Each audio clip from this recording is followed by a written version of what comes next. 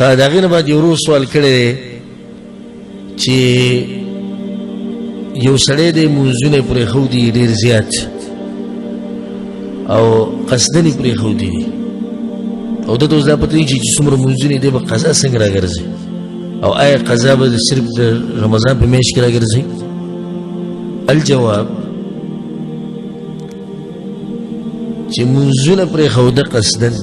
د دې مبارک کې موږ بر بر دا جواب کړی چې دا مونځونه بیا څه بیا نه کېږي نو بس دې ورور باندې توبه ده خالص توبه دې وباسي الله ته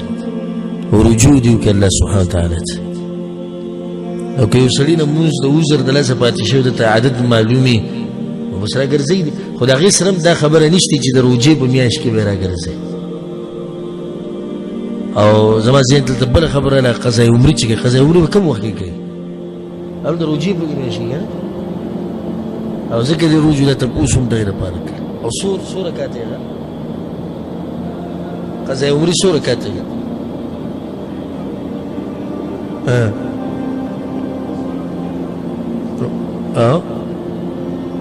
خو د دې پنځه منظورو سره د ټول عمر هغه منځونه راوګرځېدی شو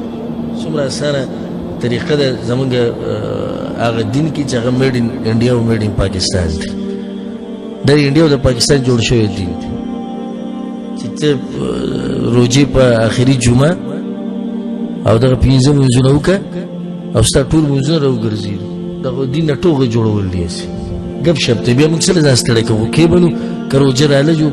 بیا به راوګرځو نو داسې بې دلیله خبرې دي که یو سړي باندې مونځ پاتې شوی د عذر د لاسې پاتې شوی دی قضا به کله راګرځئ چې څنګه ورته رایاد شو یا وکه وده شوی نو څنګه چې د خوب راپاڅه په دغه ټیم کې به قضا راګرځئ والله